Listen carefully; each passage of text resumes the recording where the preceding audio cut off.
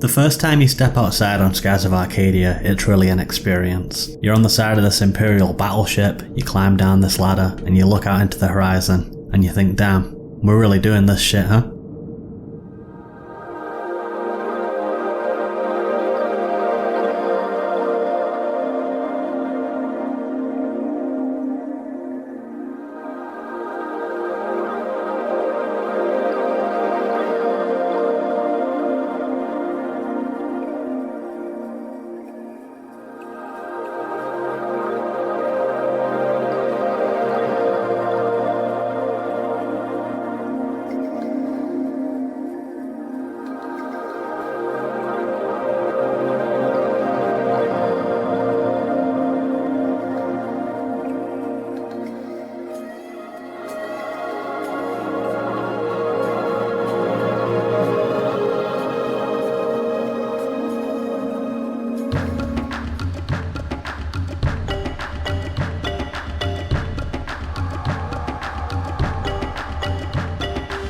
Hello friends, and welcome back to Virtual Tourism, an ongoing series where I talk about the aesthetics and locations of games that I like.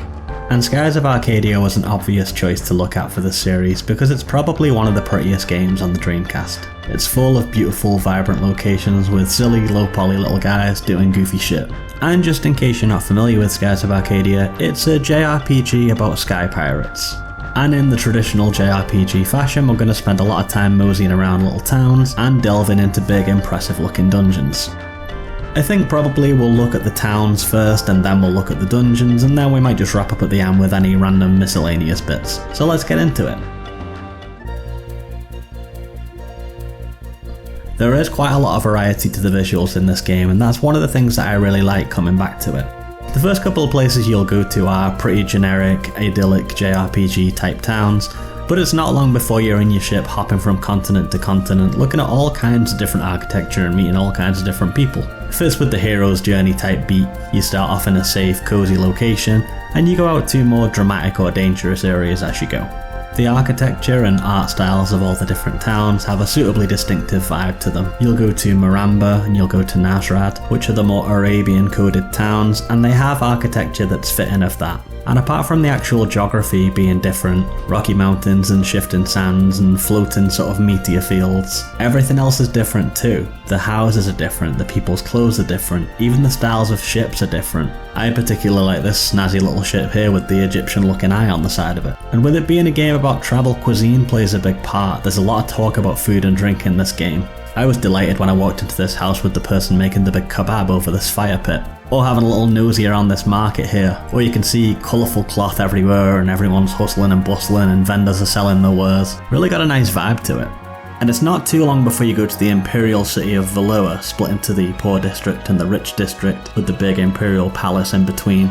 And everything there is a lot more stark and austere. We've got big colosseums and huge monuments, lots of red carpets and cavernous halls. Everything's very grandiose there. You even rob this snazzy ship, the Delphinus, from the Imperials, and that's got a very cool vibe to it as well. Obviously there's a sci-fi fantasy element to this game. I don't know if I'd go so far as to say steampunk exactly, but there's lots of gadgets and gizmos and just the fact that we've got ships that can fly. But something about the layout of the Delphinus I really like. It's nice and big and spacious, but we've got all the control consoles everywhere. You can go up onto the top and have a look out from the observation deck. There's lots of spaces for your crew to hang out and vibe. It's very nice. One of the things I like about the towns and cities in these games is they all have their own sort of novelty to them. Obviously they're all meeting some sort of archetype. For instance, they wanted to make a desert area or a jungle area, whatever it might be. But they never just go Route 101. Even this bombed out old fortress here with all the drunken miserable sailors hanging around has a really unique charm to it. Something about the disused battlements here and the rusty iron walls really help to do a bit of visual storytelling. Like I say, nothing really feels wasted.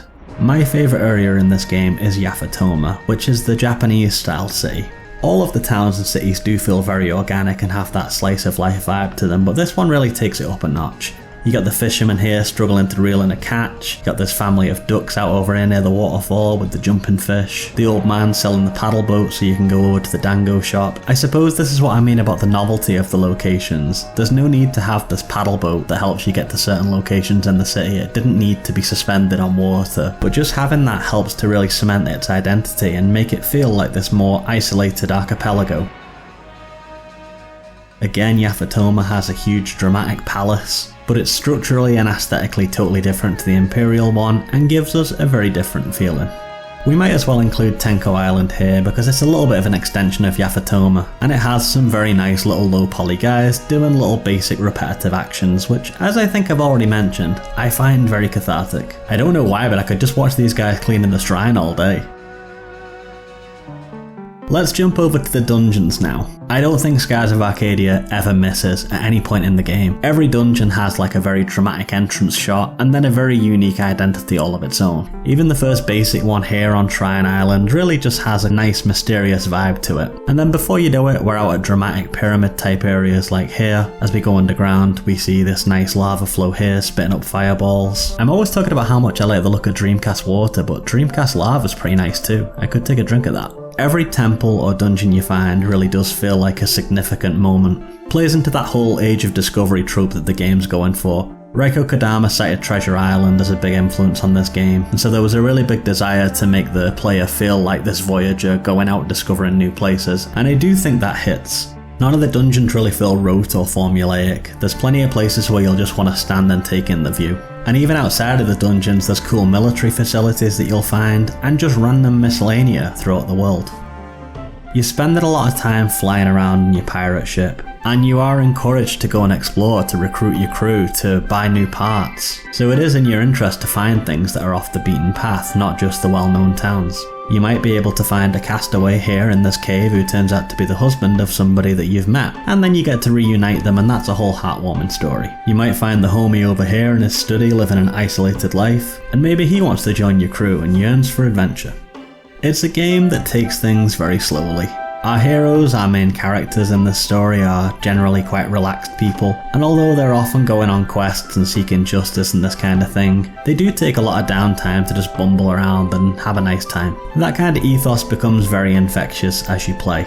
You'll tend to find yourself taking things slower, not rushing to the next quest, just having a bit of a mosey around, and that suits me down to the ground. But guys, I think that's going to do it for me today. Thank you very much for watching. I hope you've enjoyed touring around the Skies of Arcadia, and I will see you in the next one.